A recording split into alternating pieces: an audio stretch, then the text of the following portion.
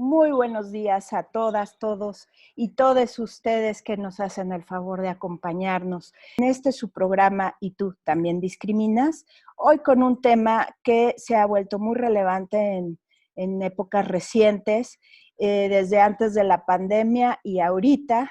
Antes de la pandemia, con los casos principalmente de Ingrid Escamilla y de la querida Fátima, la pequeña Fátima, que se hicieron virales y en medios de comunicación, pero el tratamiento que se les dio a las víctimas y a los familiares de las víctimas, pues sí volvieron a revictimizar a todos los actores y además ayudan a una normalización de violencia en medios de comunicación, sobre todo en contra de este feminicidio tan atroz que vivimos desde el siglo pasado, y que no se ha podido contener y ve en aumento, y ahorita en tiempos de pandemia también se ha multiplicado de manera dramática.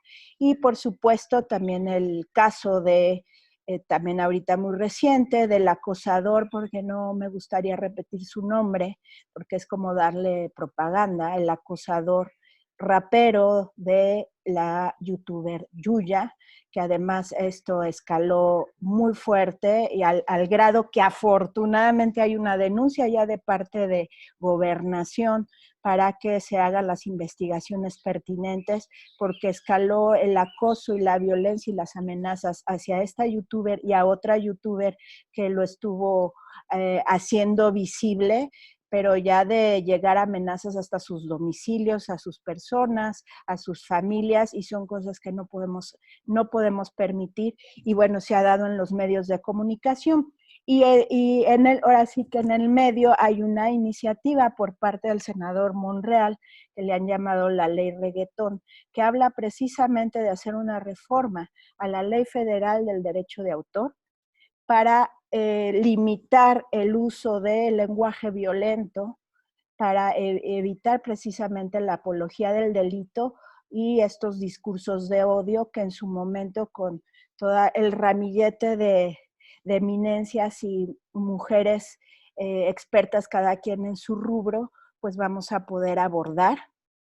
La dinámica va a ser bastante fluida porque hay muchas opiniones, y bueno, la intención de esto es de que, como siempre, todos y todas y todes aprendamos juntos, sepamos lo que es la normalización de violencia de género en medios de comunicación y por qué es tan importante que luchemos por erradicarla, y que si no las topamos, saber que estamos precisamente ante una normalización, y que sí son actos violentos y los tenemos que seguir viendo como tales y tildando y levantando la voz cuando sea necesario para que esto termine. Si no, los índices de feminicidio no van a terminar, y sobre todo la violencia familiar y violencia de género a niñas y mujeres. Y voy a empezar por la maestra Sandra Vivanco Morales. Ella es licenciada en Derecho por la Universidad Michoacana de San Nicolás de Hidalgo, en Morelia. Es maestra en Derecho Electoral y Derecho Procesal Electoral por la Universidad del Pedregal, experta en materia electoral y de género.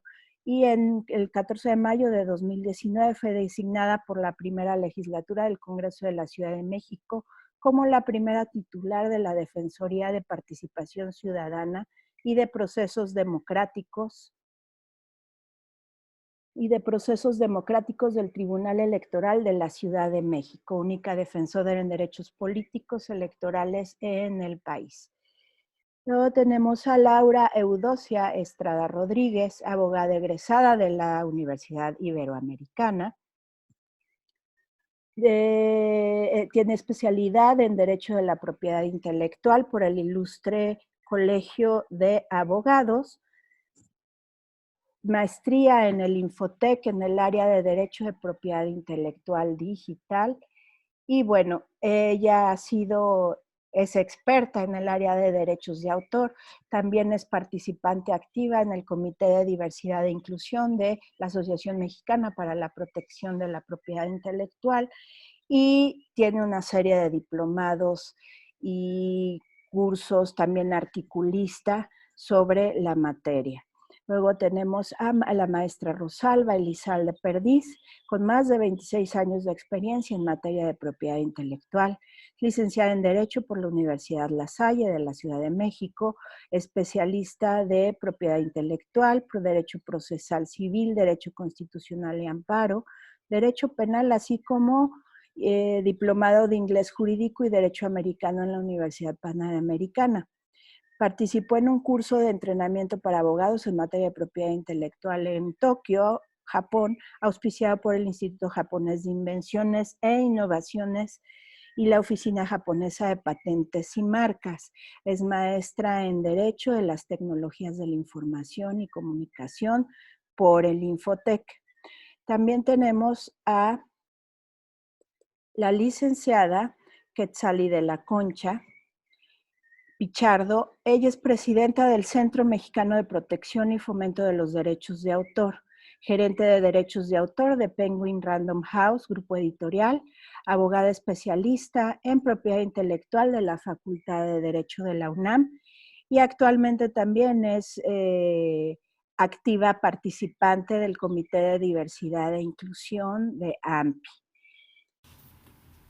A continuación les presento a la licenciada y maestra en Derecho Cecilia Guillén.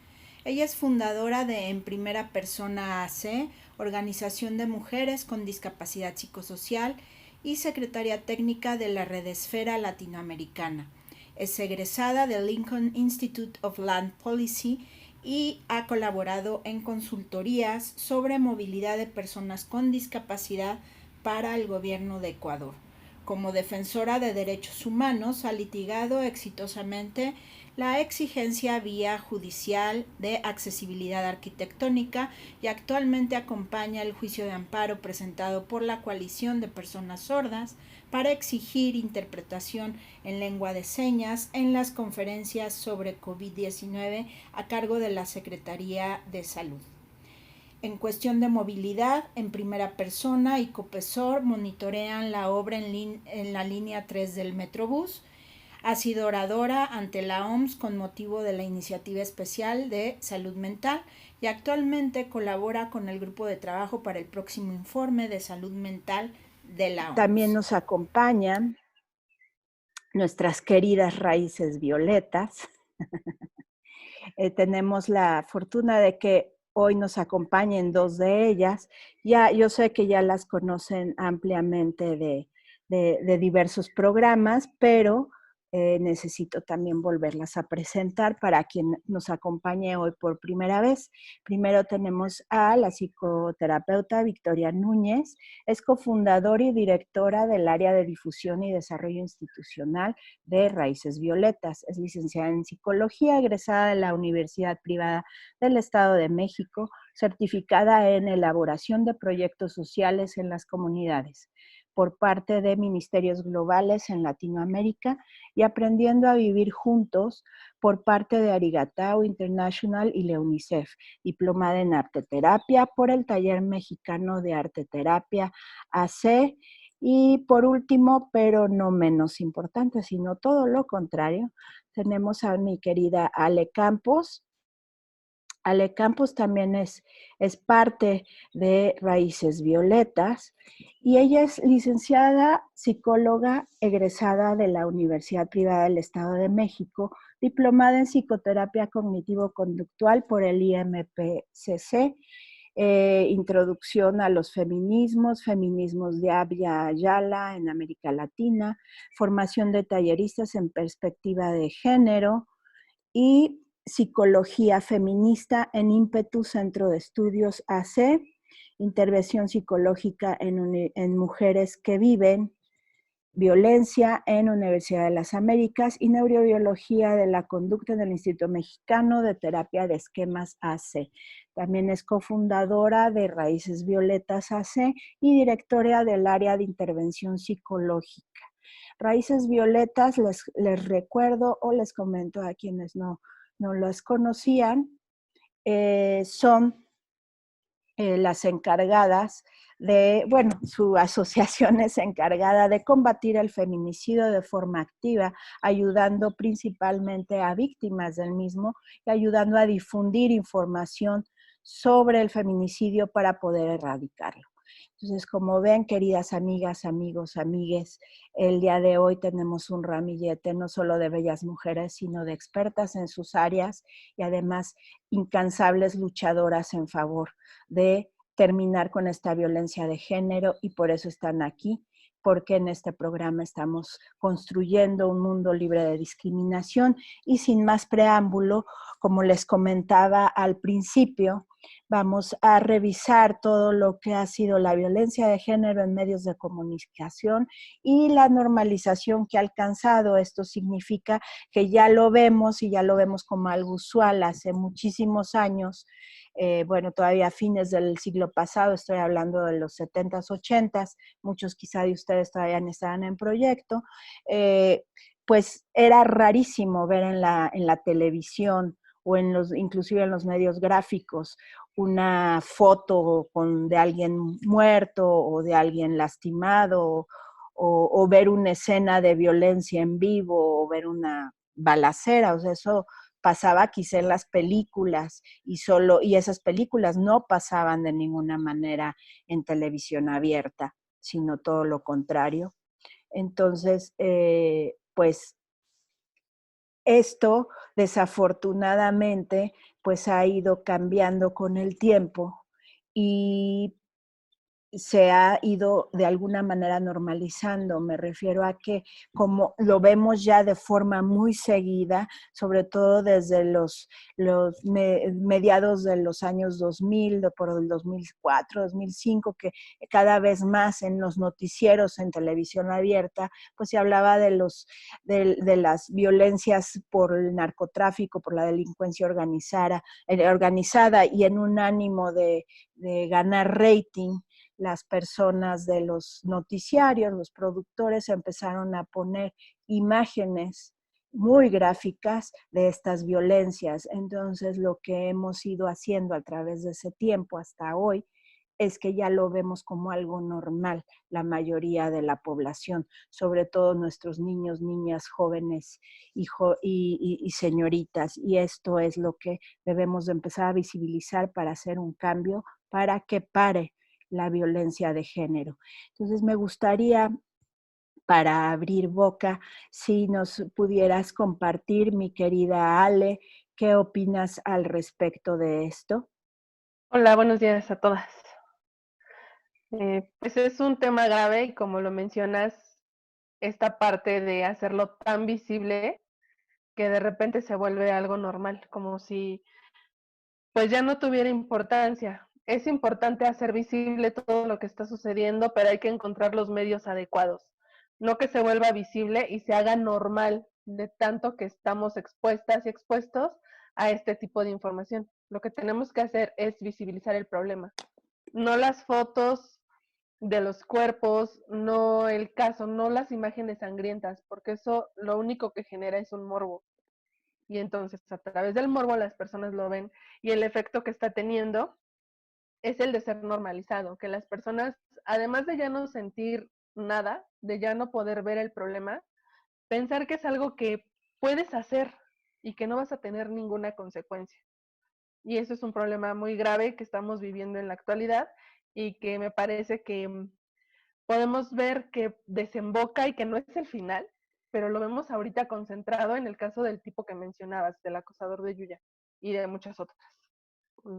Escuché que lo nombraban ahí también como el violador, el pedófilo, el acosador, o sea, todo esto para justamente no mencionar su nombre.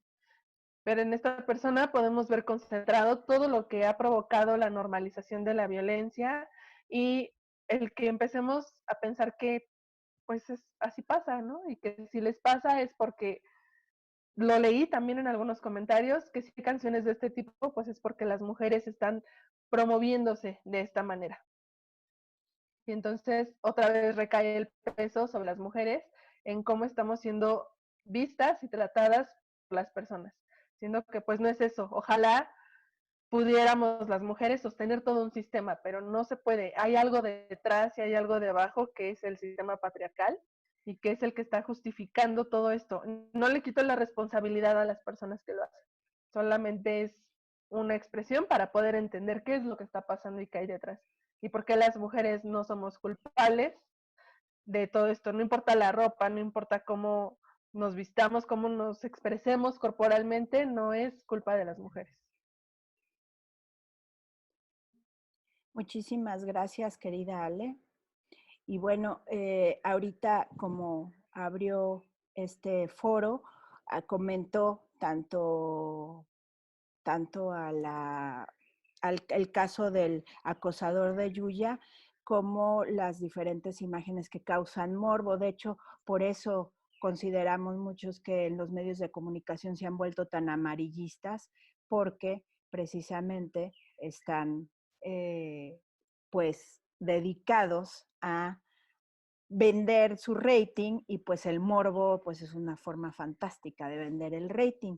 Entonces, el caso de Ingrid, en específico de Ingrid Escamilla, que fue esta víctima de feminicidio por parte de su marido, el cual, entre otras cosas, la desolló, aparte de torturarle en muchas situaciones. Muchas de sus imágenes fueron presentadas en medios de comunicación, o de su cuerpo ya totalmente maltratado y desollado. Y bueno, pues esto ocasionó una indignación, sobre todo entre nosotras las mujeres y los diferentes colectivos.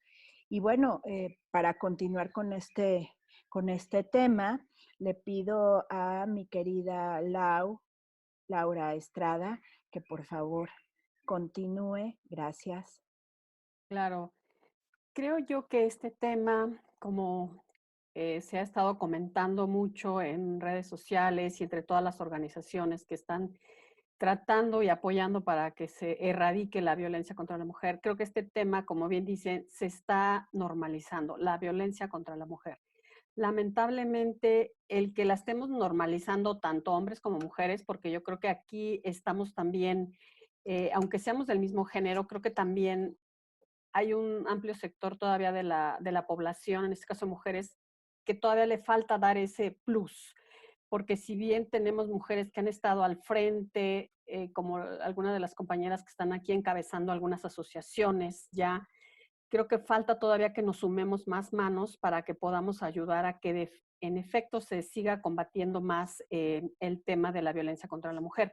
Me ha sorprendido ver cómo en estas época de pandemia, incluso nuestro propio presidente ha osado en decir que el 90% de las llamadas que se han tenido, eh, donde se ha estado, digamos, denunciando el maltrato intrafamiliar, en particular contra la mujer, él comenta que este 90% de llamadas son falsas. Entonces, me parece increíble que nuestras propias autoridades y más de este rango no pues estén bien informadas o bien traten de minimizar los impactos de lo que también derivado pues de pandemia, pero sobre todo de que no tenemos como sociedad pues ese bagaje que debemos de tener de respeto y de valores de entrada hacia pues nuestro mismo género. Y vamos, todo esto pega y se ve ahorita muy, muy marcado en este confinamiento. Lamentablemente creo que es un tema que se tiene que abordar desde muchas aristas. Y de entrada, el primero, yo creo que el papel que tenemos como mujeres, como madres, es como la base. ¿Qué valores le estás inculcando a tus hijos? ¿Qué música les permites a ellos escuchar? ¿Qué películas pueden ver? Incluso el tema de videojuegos. Yo creo que desde ahí viene pues como esta semilla que se va gestando en nuestros niños, en nuestros adolescentes, para que cuando ellos ya lleguen a una etapa adulta donde ellos tienen que convivir con personas del sexo opuesto, pues las respeten como tal, como mujeres, como parejas que van a ser de ellos.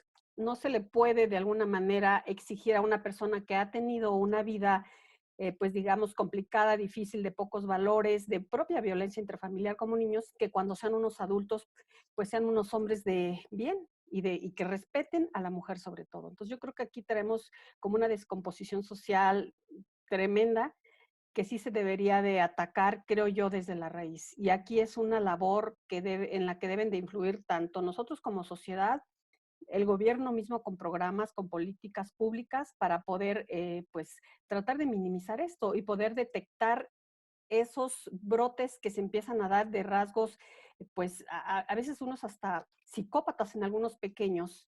Entonces creo que es un tema muy importante en el que se debe de seguir pues luchando día a día, y quienes pues todavía falta que aportemos más, lo sigamos haciendo. Creo que este es un tema que da mucho de qué hablar. Cedo la palabra, Miros, para la siguiente participante. Muchas gracias, mi querida Lau. Ceci, adelante, por favor. Hola, muchas gracias. Gracias por la invitación, por la presentación. Y pues es un honor estar aquí entre estas compañeras tocando temas que nos mueven a todas de una manera a veces más cercana, a veces otras. La indignación ya se acumula con otras ya previas, y creo que es muy complicado. Los medios eh, pues no son espacios, ¿sabes? Como eh, es para vender. Entonces están detectando qué es lo que vende, y el problema entonces es reflexionarnos como ese consumidor ideal, poco reflexivo y poco empático, para quien va dirigido unos productos que pueden ser horrorosos. Ahorita que escuchaba a mi colega, la persona que se expresó antes, me quedé pensando en la adolescente, en la niña que fui, y creo que en muchas ocasiones cuando te dicen no, es no, sin mucha razón, sobre todo sin entrar a pensar en cuestiones de empatía, te da más curiosidad ver qué es eso que te están prohibiendo, ¿no? Entonces, también hay que pensar las maneras en las que rechazamos determinados productos porque hagamos para hacerlos más atractivos, ¿no? Esto pasa mucho en redes. Nombras a alguien, un tweet que te pareció inadecuado, conducta que te parece rechazable, y automáticamente lo que hace es subirle el impacto que tienen medios. Entonces, la estrategia es ahora una cosa que nos está reclamando, ¿no? Sumar a esta indignación, perdón, tan auténtica, sumarla a una estrategia que sume, que acote y que permita una discusión inteligente respecto a las cosas que no nos gusta a todos como sociedad. Eh, por ejemplo, hay cuestiones que están más relacionadas con ciertas desigualdades bien estructurales, pobreza, marginación, estigmas no cuestionados, que hacen que toda esta violencia lo que tenga es un espacio en el que se reproduce, en el que tiene actores ya casi acomodados a participar, justo porque no se están modificando las cuestiones más esenciales, ¿no? Que viene siendo falta de trabajo, violaciones de derechos humanos en muchos niveles, y en el caso de familias poco favorecidas, en apoyos adecuados para que se puedan integrar socialmente todos sus miembros de una manera, no voy a decir que productiva en la sociedad, porque tampoco hay que ser productivistas, pero sí de una manera en la que sientan que la aportación que hacen a la sociedad es valiosa. Y creo que hay que tener mucho cuidado con estigmatizar a nuestras infancias que están viviendo violencia, de estigmatizar a los adolescentes que ya están cargando una etiqueta por alguna otra cuestión en su vida, y sobre todo pensar que nuestros controles sociales estaban fincados y muy normalizados en controles, insisto, en controles que eran pensados en el estigma. Por ejemplo, una cosa que no nos cuestionamos es cuando te piden en el trabajo, antes se sigue haciendo, aunque cada vez menos, que te piden tu registro de no antecedentes penales. ¿Por qué? O sea, eso es estigma. Que vayas a un trabajo y que para pedir una cuestión de apoyo laboral tengas que presentar tu diagnóstico de psiquiátrico, por ejemplo, o que tengas que acreditar o poseer o no ciertas condiciones de salud. Eso ya es estigma. Si eres una madre, que te pregunten así de, bueno, no te voy a discriminar, pero quiero saber si tienes redes de apoyo porque yo no te las voy a dar como empleador. Todos son estigmas y son condiciones de desigualdad que tenemos muy normalizadas y que hacen que después en este ambiente en el que todas estas violencias se están dando y que están normalizadas, cuando vienen ya las violencias físicas, las violencias letales, bueno, pues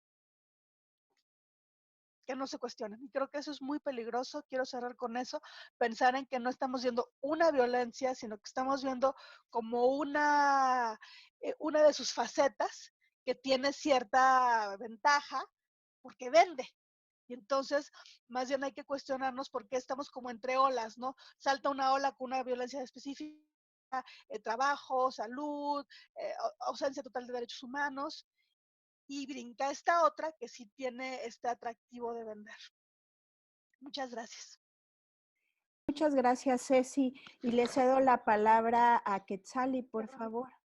Muchas gracias. Es un gusto y un honor estar con todas ustedes. Y yo quisiera comentar en dos líneas. La primera, el tema de la normalización de la violencia, que es ahorita algo que se está comentando por varias de las participantes.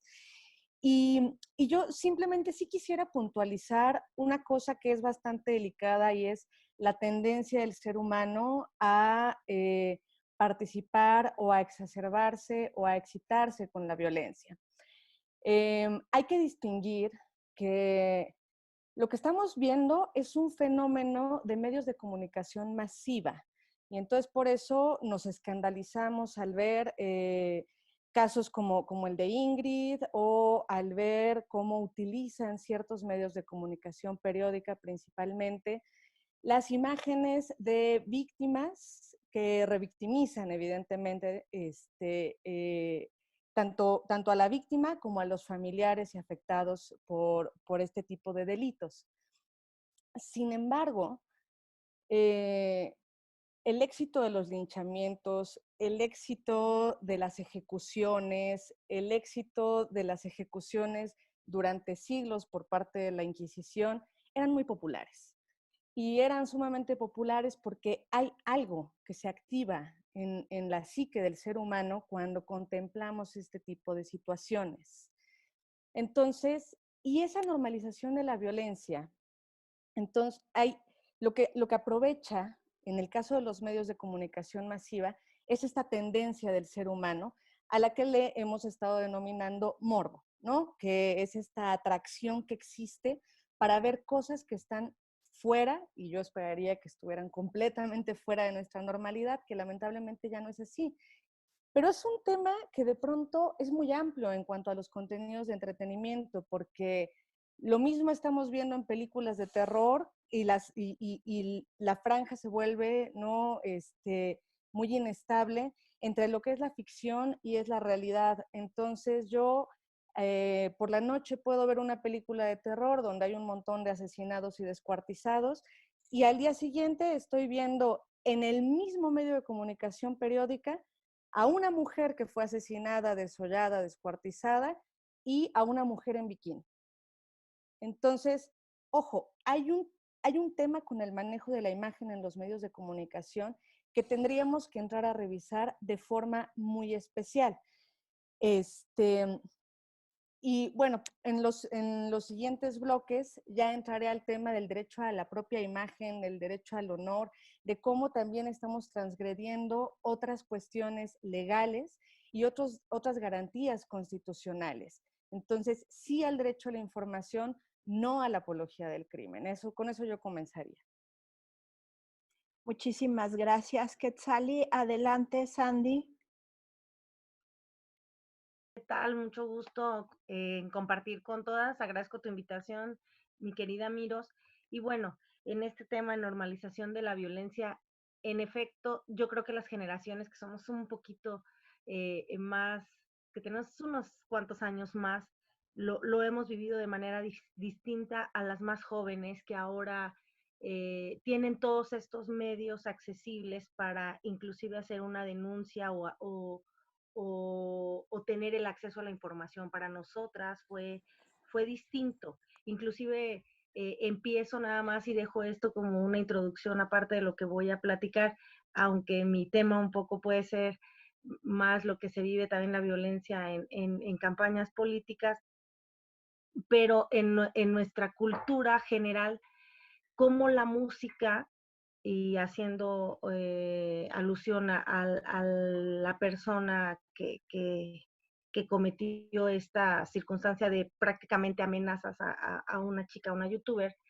cómo la música ha permeado siempre y ha tenido este dejo de violencia y de estigmatizarnos a las mujeres, inclusive desde canciones de cuna. Hay una que se llama Cuchito, que le cantaban a los niños, y solamente voy a leer una parte, que dice: Cuchito, Cuchito, mató a su mujer con un cuchillito del tamaño de él.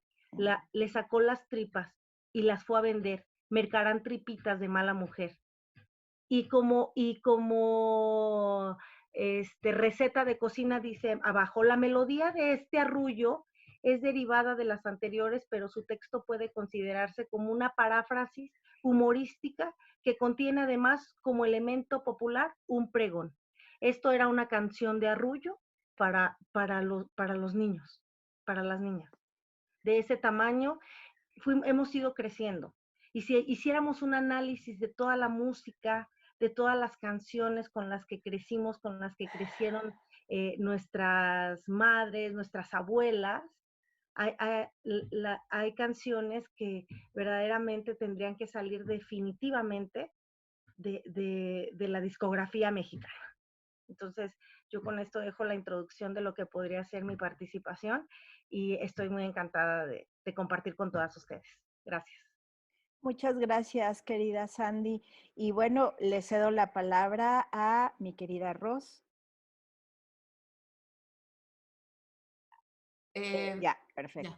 Ya. Bueno, escuchando lo que nuestras compañeras están comentando, yo estoy analizando que, como dice Sandra, tenemos que analizar, que considerar la historia, porque yo empecé a hacer mi análisis y primero que nada tengo que decir que mucha de la violencia que vivimos hoy día es porque a las mujeres, a nuestras madres, a nuestras abuelas, no sé si antes del siglo pasado, previo a la revolución, a las mujeres, ¿qué se les utilizaba para que cargaran? Pongamos la revolución, eran las que cargaban, las que satisfacían las necesidades de los hombres, las que les guisaban, las que los curaban. Entonces, vemos que en la historia a la mujer se le ha objetivizado. No necesitamos pensar en la imagen de Miss Universo, contestando preguntas estúpidas, porque no las quiero maltratar, pero no son profundas ni demuestran, a lo mejor son mujeres muy talentosas, pero permite que se les objetivice, ¿no? Entonces, y recuerdo cómo se expresa a veces mi mamá, que lo tengo que reconocer, mi mamá es una mujer de 70 años, que considero que a pesar de la educación antiquísima que recibió, es más abierta, ¿no? Y entonces me pongo a pensar, en la época de la conquista, si leemos, por ejemplo, libros de la historia de Inés, de Sor Juana Inés de la Cruz, la mujer para poder ser libre, ¿qué tenía que ser? Rica, tener poder, o sea, de alguna manera conquistarlo, ¿no? Y entonces nadie la podía tocar, salvo la Inquisición. Porque a la Inquisición le gustábamos mucho, todas éramos brujas, ¿no? Hoy día ya nos hubieran linchado. Y si vamos avanzando hacia esta época moderna, vemos que se han ido tolerando enseñanzas. Por ejemplo, en mi época, como decía Sandra, yo no tengo empacho en decirlo, tengo 50 años. En mi época, o sea, ir a la universidad con unas licras sin ropa interior era ser 4 letras, ¿no? Que ya se imaginan, ¿no? Y hoy en día las muchachas se visten así, lo ven muy natural. Entonces, ¿qué dice? Sí hay una evolución para ciertas cosas, pero no hay una evolución para decir, ok, yo me he visto así porque tengo derecho a exhibir mi cuerpo, pero no voy a permitir que mi novio me toque, no voy a permitir que mi novio me maltrate o que otros hombres me maltraten, ¿no? Entonces siento que las madres, y no es un ataque, sino es una observación, viene de la célula familiar. Las mujeres fomentamos la actitud de los hombres por no decirles, no hagas esto.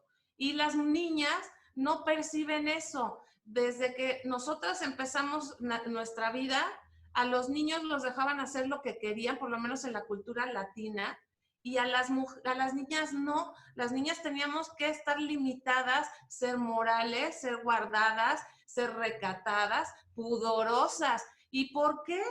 O sea, ¿por qué esa diferenciación? Entonces, ¿en dónde está el problema? Hay que revisar la historia. Los padres y las madres fomentan que las mujeres estemos sumidas, que no reconozcamos nuestros derechos. Ni siquiera, hay muchachas que ni siquiera saben que tienen derecho a quejarse porque las golpea su novio.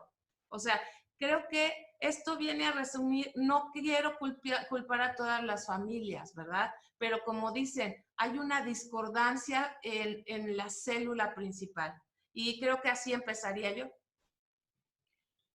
Muchas gracias, querida Rosalba. Y sí, estás poniendo sobre la mesa esto de, pues, que también hasta qué punto el núcleo familiar tiene también injerencia en que todo esto se ha ido desarrollando. Sí ha habido una liberación de la mujer a través del tiempo, pero sí siento que sobre todo en los pueblos latinoamericanos, hablando específicamente de México, venimos un poquito tarde a comparación, por ejemplo, de Europa. Pero bueno, si nos metemos a Medio Oriente, ahí habría otras cosas que hablar, que no es el caso.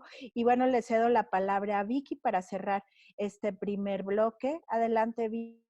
Sí, muchas gracias, Miros, por la invitación. Un honor y un gusto, y cuánta riqueza hay aquí. Deberíamos reunirnos en otras ocasiones para hablar de muchas cosas y también para tomarnos un café bien rico. Creo que va a estar muy, muy padre. Pues bueno, creo que aquí quiero comenzar con 2 puntos importantes, y creo que este tema se hace tan extenso y tan vasto, y bien decían, da para mucho, porque hablamos del tema de las violencias y hablamos del tema mediático. Y un punto importante aquí es considerar la etapa histórica. Me encanta mucho que hayan abordado algunas compañeras puntos en la historia, y habrá que ver en qué etapa histórica nos encontramos en este momento para entender la formación de la realidad y del imaginario colectivo. Con esto me refiero a que el contexto mediático pareciera ser que crea y define la realidad que hoy vivimos. De pronto, si hoy no te haces viral en algo, pareciera que no existes. Entonces, quiero también poner sobre la mesa ese asunto, porque es importante identificar cómo no es hasta que surge un caso mediático de esta índole, como el caso de Ingrid Escamilla, ahorita que hablemos de este hombre también, el caso de Fátima, en donde comienza a haber reacciones, comentarios, y pareciera ser que es hasta ese momento donde la violencia comienza a notarse, donde la violencia comienza a nombrarse, donde decimos, oye, algo está pasando, ¿no? Y a mí me causa mucho, de pronto me causa mucho malestar como en las notas de los periódicos, que sin duda es real, pero dice, causa indignación la violencia. Pero no es hasta que un caso mediático de esta magnitud, si lo queremos ver así, sale, así como las fotografías y el mal uso que hizo la prensa, ¿no? En el caso de Ingrid Escamilla, esta joven de 25 años, torturada, mutilada, en donde vamos siendo conscientes de cierta realidad que ya está y que es atroz. Entonces, es importante que observemos cómo estamos ante un México, si nos queremos acotar a nuestro país, que es reaccionario y es dicotómico. ¿Por qué es reaccionario? Porque es hasta, como comento, este momento donde, bien lo decía nuestra compañera Quetzali, ¿no? Causa esta indignación y causa también esta reacción hasta que esto sucede. Pero antes, toda la violencia que hay detrás, y la dificultad tan grande que es mirarla, ¿no? Porque en todo nuestro imaginario colectivo está mermada, ¿no? Desde, bien decía Sandy, ¿no? Las canciones, ¿no? Las coplas, los refranes, todo nuestro imaginario colectivo está ahí, ¿no? Y entonces es hasta ese momento donde reaccionamos y decimos, esto causa indignación, ¿no? Pero yo quiero poner sobre la mesa una pregunta también, ¿no? ¿Por qué nos escandalizamos cuando se nombra o cuando se ve, pero no cuando pasa en la vida real, ¿no? Que de pronto así pareciera que también se maneja. Y con esto que comentaba al principio, como lo maneja el medio, es la formación de la realidad, ¿no? Desgraciadamente. Entonces, además de reaccionario, es dicotómico, ¿no? ¿Por qué? Nos vamos a los dos polos. Es decir, por una parte nos causa indignación que se vea, que se nombre, que hayan encontrado letras de canciones que inciten a la violencia, como si necesitáramos esas letras en un país como México para que la violencia se reproduzca. Quiero cerrar con una frase de Rita Segato, esta antropóloga feminista. Ella ha comentado en otros programas, pero ella nos dice El feminicidio se sigue reproduciendo porque es presentado como un espectáculo. Entonces, cuidemos tanto las formas de nombrarlo, de sostenerlo, y bueno, hablaremos más en otros espacios. Muchas gracias. Muchísimas gracias, Vicky. Y sí, está poniendo sobre la mesa algo que fuera del aire antes de iniciar comentábamos, que además del caso de Ingrid Escamilla y esta violencia de su imagen ya póstuma, maltratada, torturada, además en el caso de la niña Fátima, la violencia que sufrió toda la familia, en especial la madre, al ser hasta publicado su expediente, ¿no? Que ahorita Quetzali también tocaba el tema pues del derecho de uso de imagen, ¿no? O sea, también la privacidad de la persona, de datos personales privados súper sensibles como lo es un dictamen médico y que bueno, corrió por todas las redes hasta la procuradora. Y precisamente me gustaría regresar específicamente con ese tema de cómo la autoridad misma violentó a la mamá de Fátima y su familia después de haber sufrido esta horrible pérdida. Entonces, en un segundo más estamos de vuelta con todas, todos y todas ustedes aquí en Y tú también discriminas. Muchas gracias.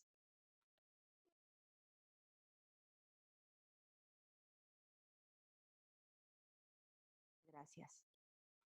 Y estamos de vuelta con todas, todos y todas ustedes aquí en Y tú también discriminas, con el tema de violencia de género en medios de comunicación, y nos quedamos pendientes de abordar un poco lo que sucedió con la mamá y la familia de Fátima, de la pequeña Fátima, que fue también uno de los motores muy importantes para toda la manifestación de la 8M y por consecuencia también en la huelga del 9M, que tuvo números impresionantes a comparación de otros años, a pesar de que la lucha lleva decenas de años realizándose en nuestro país. Y bueno, le cedo la palabra a Ceci, por favor. Estamos ahí, espero que todos me escuchen. Gracias por abrir este segmento tan importante para mí en lo personal. Bueno, recopilando un poco algunas ideas sobre lo que fue el caso de Fátima. Esta pequeña la secuestran afuera de la escuela, había terminado su turno escolar y en una situación, hablando de lo normalizado, sus responsables de la escuela, director, maestra, qué sé yo, la dejan allí en la banqueta y inician una serie de cuestiones en las que hay mucha omisión de la autoridad para apoyar a la familia, para localizar a la niña y todas las complicaciones que cuando no tienes claro ni siquiera tú cuáles son los protocolos de acción para desapariciones de menores de edad. Una niña muy chiquita, eso ya será suficiente para alertarnos. Y la primera cosa que surge aquí es un niña en la banqueta sola, que se la pele sola, ¿no? Es horrible. ¿Dónde están adultos responsables en ese primer punto? Y esto empieza como carretera empinada hacia abajo, ¿no? La dejan los responsables de la escuela y ahora sabemos quién se la llevó. Era una amistad de su familia, sí la conocía a la persona que se la llevó, la niña. Caminan por la colonia, las cámaras la siguen y de repente ya se pierde la pista. Estaban los videos, estaban en estas instalaciones que tiene la autoridad para dar monitoreo de seguridad y no se hizo nada, no se activó de inmediato ningún protocolo de búsqueda, pudiéndose haber ubicado tal vez hasta viva, tal vez hasta sin haber sido agredida. La autoridad no hizo nada, me estoy refiriendo a la Procuraduría concretamente, y en Twitter vimos como uno de los tíos de Fátima empieza a pedir ayuda, va a Twitter a pedir asesoría de dónde puede presentar la denuncia. Esto sucede en Tláhuac y acaban yendo hasta Pozalco, me parece, presentar una denuncia, cuando todo debería estar dado para apoyar a la familia. Son horas valiosas para evitar que maten o que agredan a Fátima, pero esto se sirve en este caos, en esta burocracia que no apoya a las mujeres, que no tiene perspectiva de infancia. Y bueno, hasta ahí ha sido este secuestro y toda una bola de omisiones inexplicables e injustificables. Pero ¿qué pasó también en paralelo? Empiezan el juicio público.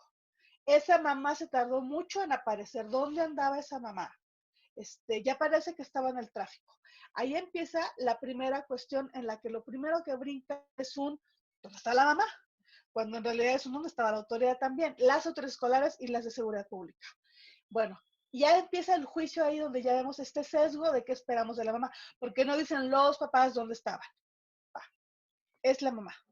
Pero conforme va avanzando el caso, aparece a pantalla, y esto siempre lo quiero sacar, en prensa, en medios, todo tuvo la consistencia de enfocarse en esta mamá. Estoy hablando con todo respeto de la señora Magdalena Antón, quien tiene todo el respeto, todo el derecho a expresar su dolor y desesperación por su hija de la manera en que ella lo pueda hacer. Y es que eso está mediado por la discapacidad que tuviéramos ella, Miroslava y alguien más en común, pues también hay que saber respetar esas expresiones, porque lo siguiente fue empezar vean, está ingoogleable, empezaron a cuestionar, qué raro, ¿cómo habla? Parece que no le duele lo de la hija, parece que está muy tranquila, y empieza a colocarse la noción de que ella pudiera haber sido la que se la llevó. Incluso muchos comentarios acerca de, ya cuando aparecen los videos de la persona que se lleva a la niña, se parece a la mamá, se parece a la hermana. Las explicaciones eran fantasiosas, terrible. Y en un punto de estos, entre entrevistas y todo, empieza a surgir la cuestión acerca de qué le pasa a la mamá de Fátima, y le pregunta a la acelera una de las funcionarias, Ernestina Godoy, que hace una cosa imperdonable. Acude a un noticiero con Aristegui, y allí está empujando coleteando, es que está enferma, es que desafortunadamente algo tiene, ella y el marido, para acabar soltando en 2 ocasiones, en 2 entrevistas distintas, que hay un diagnóstico de salud mental donde es frágil la salud de la mamá de Fátima, de la señora Antón. Eso es una violación a sus derechos. Sus condiciones de salud no tienen por qué ser de dominio público, mucho menos en una situación de estas, mucho menos explicando omisiones de la Procuraduría. Y es peor, y con esto cierro para aventar el paquete de la indignación a las demás compañeras. Además, esto además de que es público, es en medios masivos, en televisión y en radio, y en todas las materias digitales que le dan seguimiento. Además, lo que sigue de esto es que el DIF local de la Ciudad de México, el DIF local, pone a lanzar comunicados informando prácticamente también omisiones de parte de ellos en el cuidado de la familia de la niña, y exhibiendo pues que ya había situaciones complicadas en el núcleo familiar, pero también exhibiendo que no se le están dando los apoyos adecuados. Por un lado, se le exhibe como se aprovecha el estigma sobre la salud mental de la vida de Magdalena Antón, pero sin hacerse cargo de la responsabilidad de las omisiones tremendas, ya nada más de lo que era el núcleo familiar de Fátima. Olvidémonos de todos los riesgos y de que fueron riesgos letales para la niña. Simple y sencillamente lo que hubo es una autoridad usando estigma, y otra más, que es el caso del DIF, haciendo omisión así como de, ay, sí dimos seguimiento, fuimos, cerramos la puerta y no nos interesó más, y ahora se murió la niña.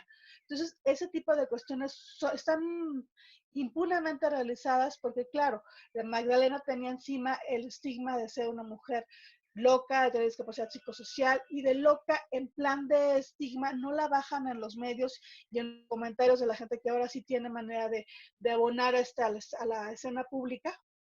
Y esto caso solo nos pone en la vista que no es lo mismo ser loca que loco, hay un patriarcado de diferencia, y en este caso, aunque reivindiquemos la locura como una cuestión de dignidad, en este caso estuvo servida como estigma, y se olvidan los derechos humanos de la familia.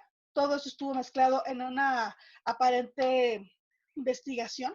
Hoy no ha habido más avance en este caso, y sobre todo no ha habido avance en las investigaciones de las omisiones de las autoridades. Muchas gracias. Cierro micrófono. Sí, gracias. Al contrario, muchas gracias, Ceci, porque nos hizo esta fantástica introducción muy concisa, porque hay muchos más detalles que hablar del caso, y le cedo la palabra a Quetzali. Muchas gracias. Y sí, gracias, Ceci, por el contexto, porque es importantísimo para entender que aquí se presentaron varios problemas. E inicialmente, para continuar con esta línea que nos describe Ceci, esta situación en la cual no solo la autoridad, sino los medios ponen sobre la mesa la posibilidad de decir, bueno, ¿qué tal si no volteamos a ver las inconsistencias de la autoridad, del tema de seguridad pública, de los administradores del centro educativo? ¿Y qué tal si mejor volteamos a decir que la culpable y la responsable de todo es la mamá? Porque además, en efecto, o sea, el papá vela por su ausencia como culpable. Y se transforma a la madre en la figura en la cual recae la responsabilidad de todo, ignorando por completo, oye, intenté levantar una denuncia y me dijiste que no me ibas a atender hasta que no pasaran, pues por lo menos unos 3 o 4 días para saber que de veras la niña está desaparecida. Y eso ya también es una violencia institucional tremenda. ¿Por qué? Porque no estamos poniendo en la escala de los valores y de las prioridades, señores, hay una menor de edad perdida, hay una menor de edad que desapareció de la escuela. Entonces, no importa si la mamá se le hizo tarde, perdón, es la única que puede llegar a recoger a la niña. Entonces, porque además comenzó también una discusión de, bueno, no, la entregó un profesor, no, la dejaron en la banqueta. ¿Dónde está la responsabilidad y dónde están los protocolos de la Secretaría de Educación para los administrativos de los centros educativos? Que ese sería un punto fundamental, que es el eslabón más delgado por el cual se rompió la cuerda. ¿Por qué se entrega a otra persona? No importa si la conocían o no la conocían, si era la prima, la amiga, la comadre, no importa. Solo hay una persona o dos, porque tendrían que ser en estricto sentido, tanto el padre como la madre, los registrados ante el centro educativo para poder recoger a la niña.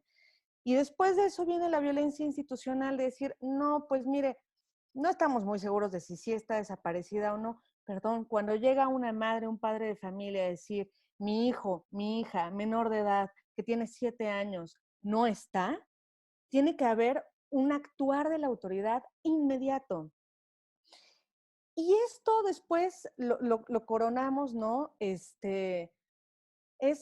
tapar la inmundicia con una hojita de papel china, ¿no? Y es decir, bueno, ¿por qué no? Además, ya estamos violentando a la mujer institucionalmente, a la madre, la estamos violentando también públicamente, diciendo, esta señora es una irresponsable, todo su dolor se lo merece.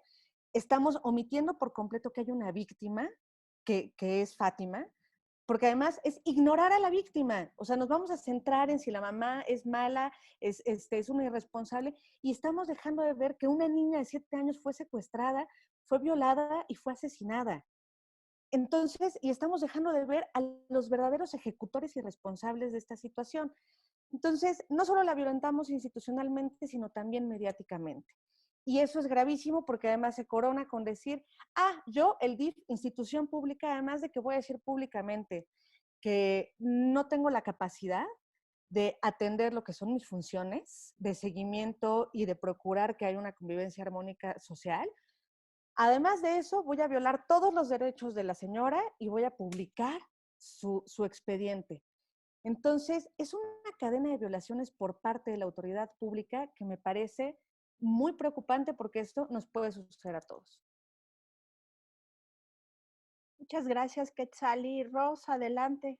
Escuchando todo lo que están diciendo, tengo que decir que yo tengo algún tiempo, espero no sonar muy radical, tenemos un sistema, tanto en el tema de funciones administrativas como es el DIF, como en el sistema penal, que a pesar de las leyes modificadas y todo, que les voy a decir, yo siempre como abogada me pregunto, ¿cómo investigan? Porque la investigación se tiene que hacer paso a paso y con lógica. Entonces, todas estas violaciones que comenta Quetzali, Me parece que son formas de desviar la atención porque la autoridad tiene el foco encima. Y lo que menos quiere tener es eso, que la crítica pública de que soy un negligente, de que me dan presupuesto y no funciono, ¿no? Por otro lado, también quiero introducir otro punto de vista que leí hace tiempo en una revista española, que se refiere a todos los juicios y los estigmas que se establecen en las redes, porque la gente aprovecha el anonimato. La gente se vuelca a juzgar a los demás y porque siento yo que se proyecta, las psicólogas nos dirán, ¿verdad?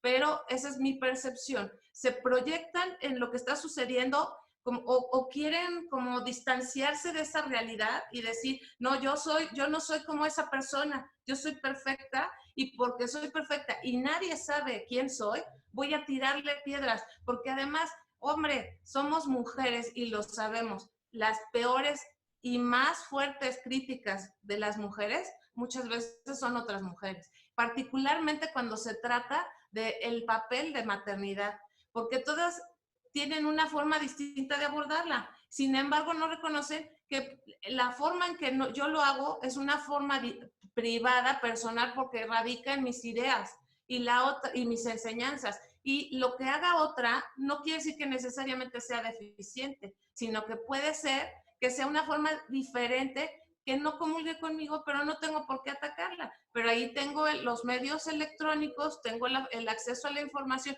sin saber verificar si esa información es real o si esa información es nada más una cobertura de humo para que la autoridad no se ponga presionada y pues ahí se vaya olvidando el asunto. ¿Cuántas investigaciones sabemos que llegan a su final? Perdón que lo diga, pero creo que el sistema no solo falla en cuanto al tema, no solo hay un problema de fondo en cuanto a la ideología y el tema social, sino también están las instituciones que no hacen su trabajo y que muy fácilmente delegan, desviando la atención del público, que se deja llevar como borreguito hacia lo que no debe de ser, lo que no es el punto central del tema. Y si agregamos la cobardía del anonimato en redes, pues estamos fritas, porque fácilmente se dan los linchamientos digitales, ¿no?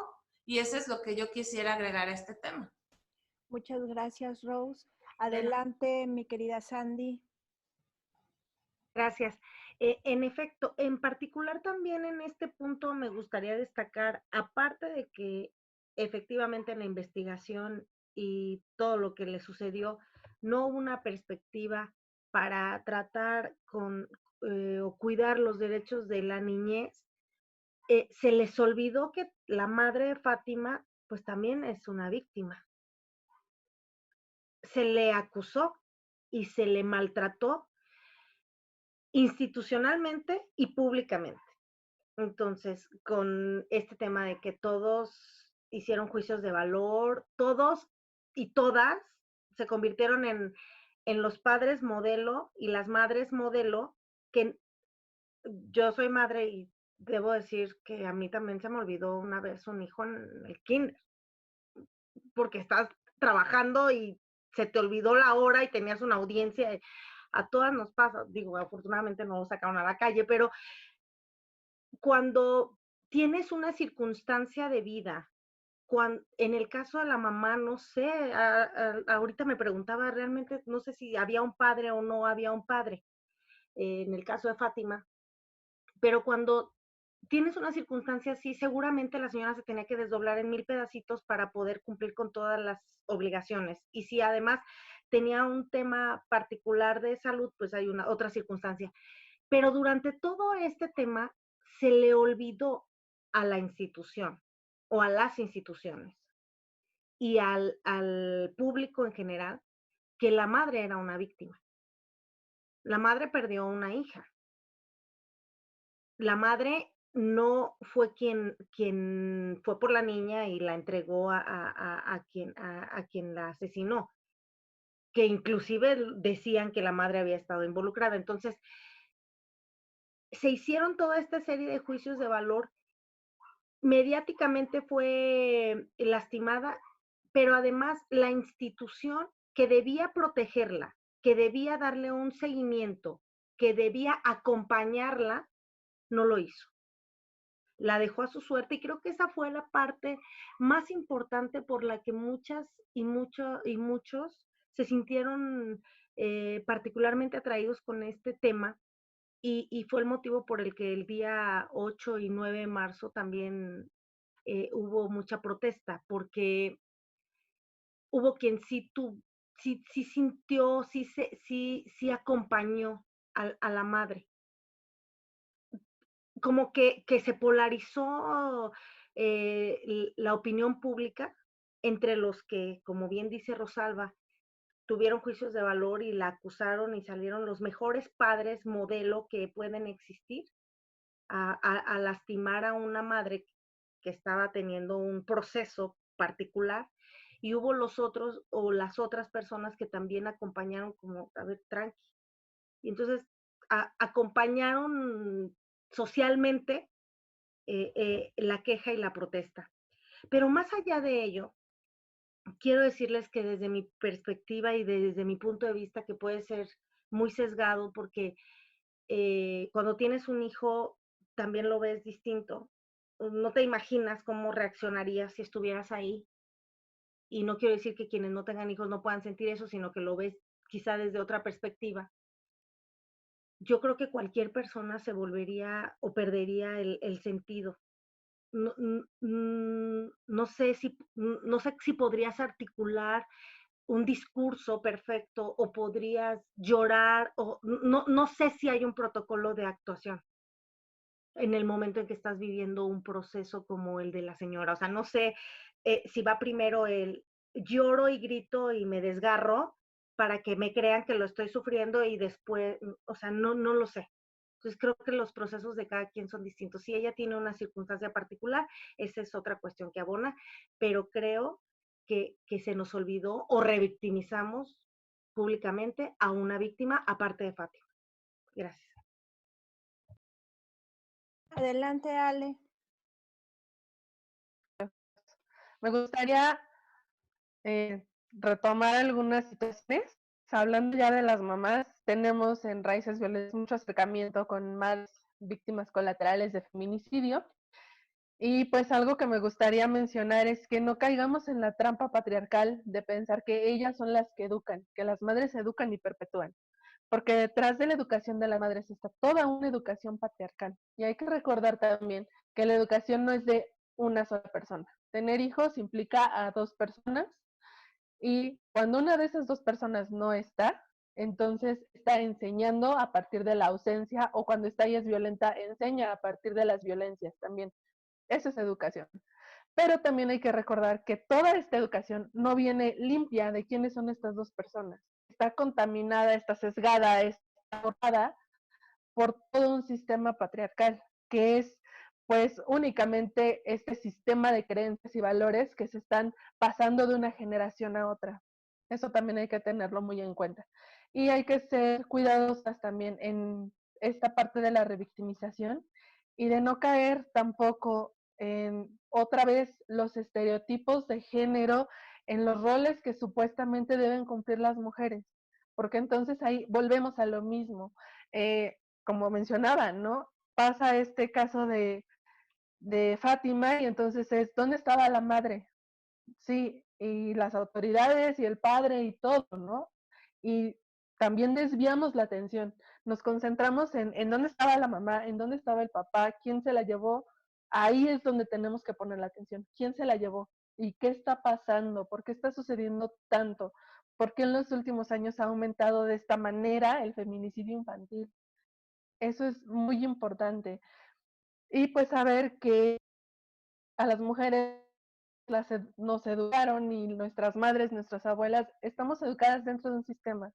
En la parte psicológica de Raíces Violetas, lo que vemos mucho es esto.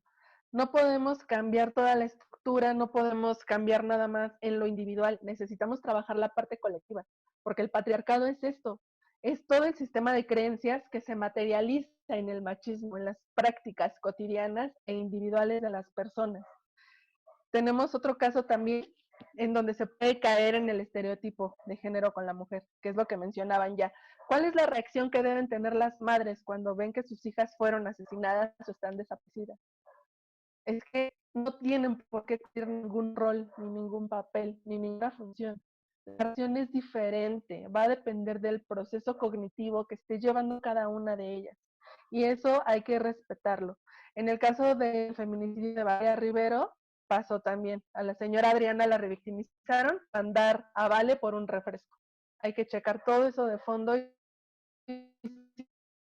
si queremos tirarlo, es tirarlo desde la raíz. Gracias.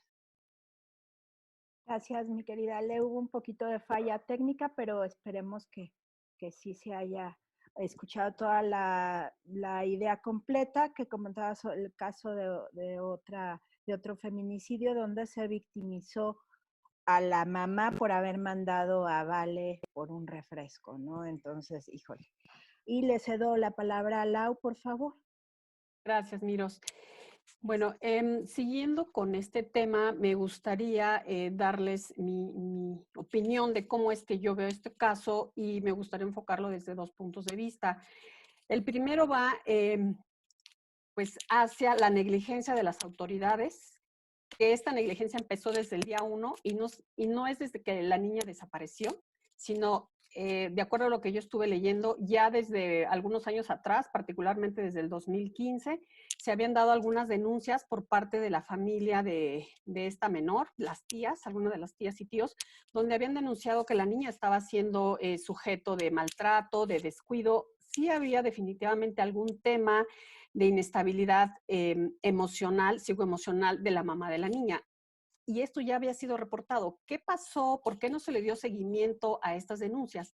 Esto suele pasar mucho. De nada sirve que personas que sí se preocupen por el bienestar de menores hagan estos reportes o estas denuncias, si al final del día las autoridades simplemente las van a archivar para fines estadísticos, tal vez ahí les sumen números, pero se cierran esos expedientes y no se les da seguimiento. Y muchas veces, aunque la familia vaya a querer saber cómo sigue la investigación, pues mientras no haya un impulso como tal procesal de la familia, y por qué no decirlo, lamentablemente, aunque se diga que la justicia debe ser pronta y expedita, y sobre todo que no debe de tener pues un costo, pues sí lo tiene, ¿no? Muchas veces si no tienes ese impulso económico, lamentablemente las cosas no se mueven. Entonces, aquí las autoridades desde ese momento fueron negligentes en no darle seguimiento a este caso de maltrato y de abandono que se venía dando de esta menor.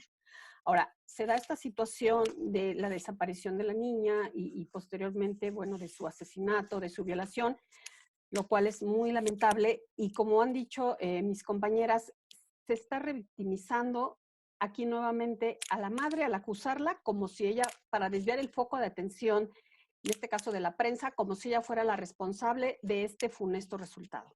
Sin embargo, en realidad, estos son una serie de pasos que se vinieron dando desde el momento en que se hace la denuncia de que en ese hogar había maltrato y había abandono por parte de la madre y del padrastro de la niña, y de un padre ausente, como también ya se comentó anteriormente. Entonces, ahí traemos una situación ya de desatención a los derechos de los menores. No obstante que tenemos tratados internacionales, legislación nacional que tutela los derechos de estos pequeños, pues en la mayoría de los casos, estos quedan en absoluto silencio. Alguno que otro sí son atendidos cuando ya entra ahí temas ya de opinión pública, cuando ya sale esto a la luz, pero son los menos. Lamentablemente, en su mayoría, se toman cartas en el asunto solamente ya para sancionar la comisión de un delito, y esto es una pena realmente.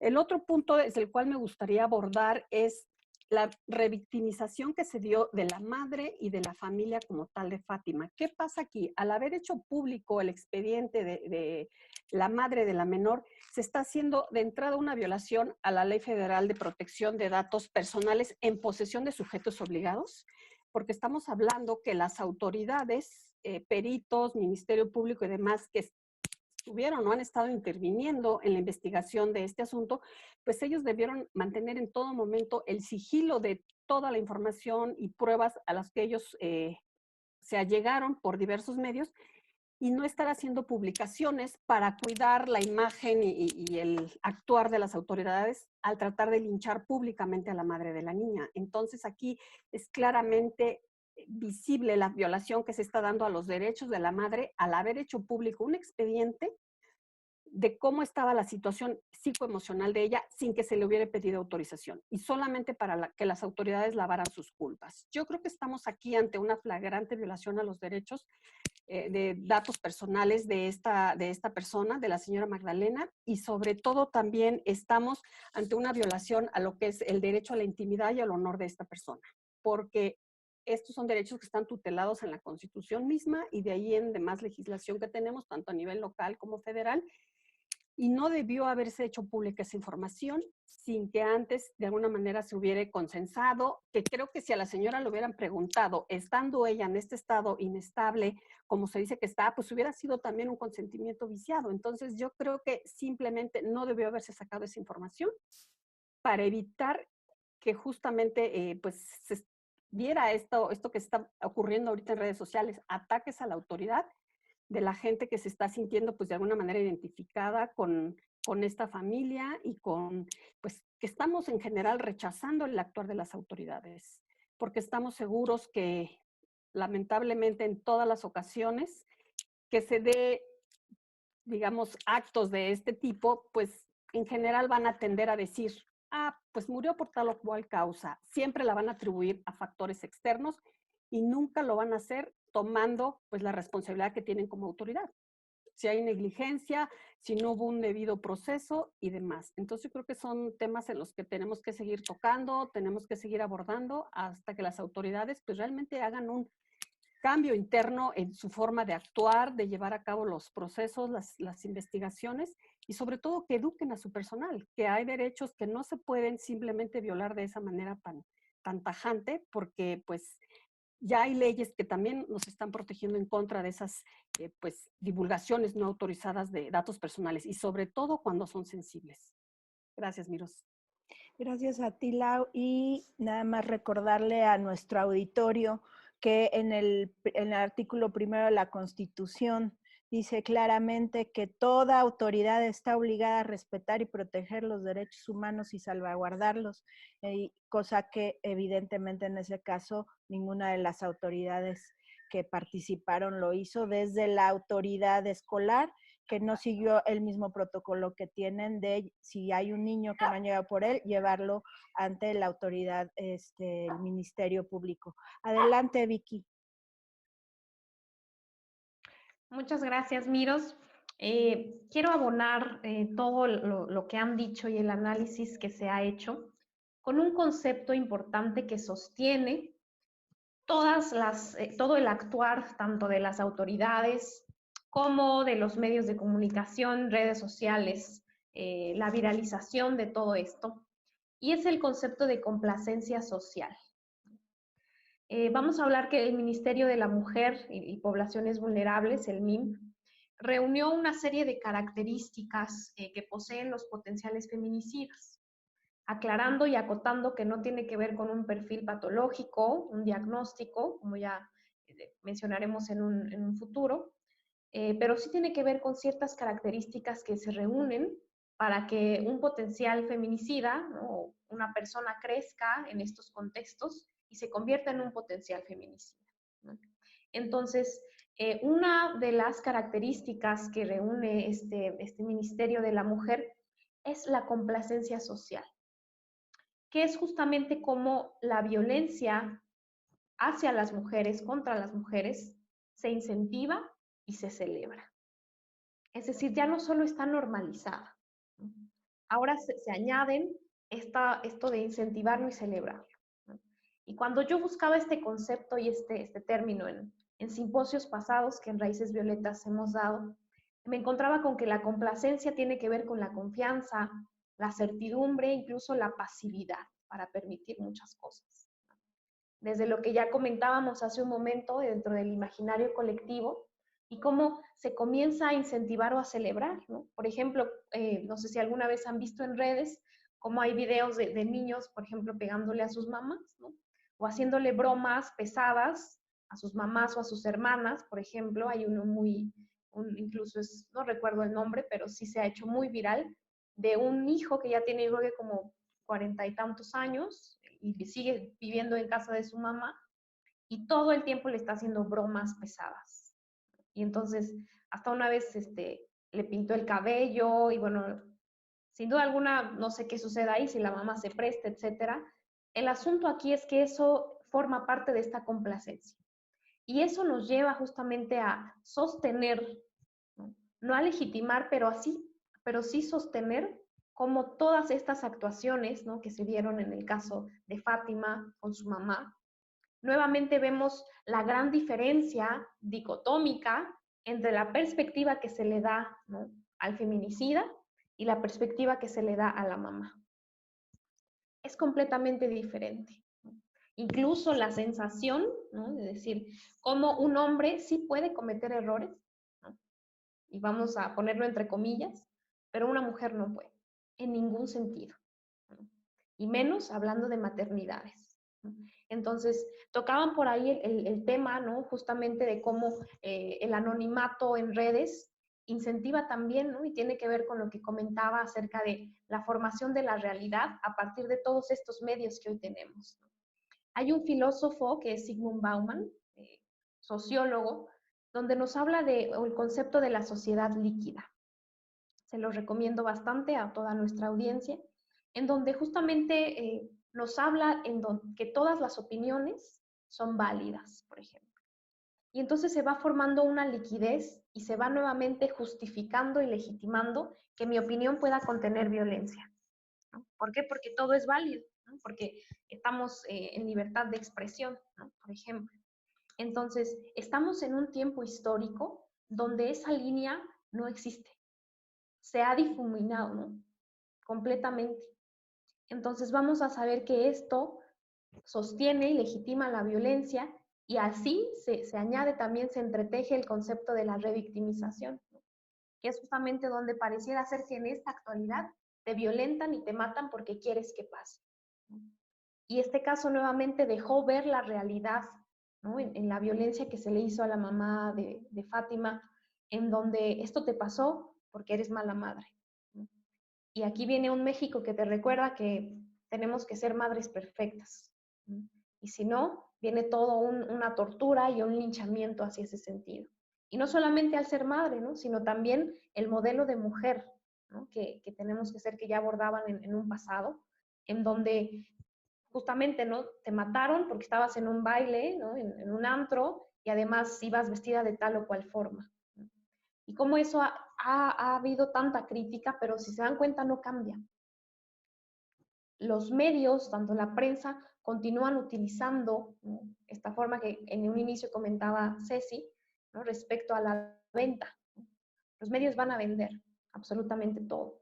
Entonces, esta complacencia social me parece importante que podamos comenzar a indagarla desde nuestras personas, ¿no?, desde nosotras mismas, y cómo de pronto nos encontramos celebrando estas violencias desde todos nuestros espacios, ¿no?, legitimándolas, y también las reproducimos, ¿no? Entonces, parte de la complacencia social viene también con el otro tema que vamos a ligar, ¿no?, acerca del caso de, pues, esta música, si se le puede llamar también así, ¿no?, en donde nuevamente solo se deja ver una pequeña, ¿no?, mirada, un pequeño espacio de una realidad atroz.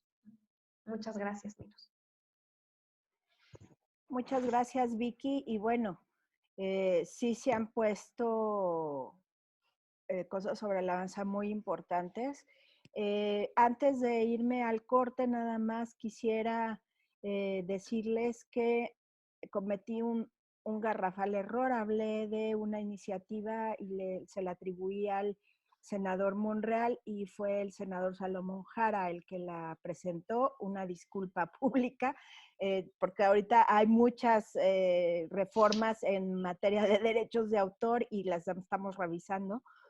Pero sí es un error que sí quise acotar. Me tengo que ir a un corte, pero regreso y le voy a ceder la palabra primero a Ceci, que quiere nada más hacer una precisión respecto a la discapacidad psicosocial en estos temas, pero en breve estamos de vuelta con todos y todos ustedes, a quien y tú también discriminas.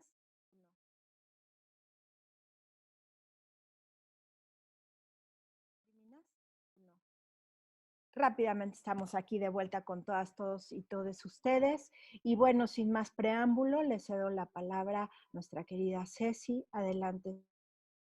Muchas gracias, Miros. Bueno, pues yo nada más cerrar celebrando todas las valiosas personas de las compañeras. Esta es una mesa padrísima. Y nada más mencionar esto que traigo. ¿Por qué era interesante hablar de la condición de la señora Antón?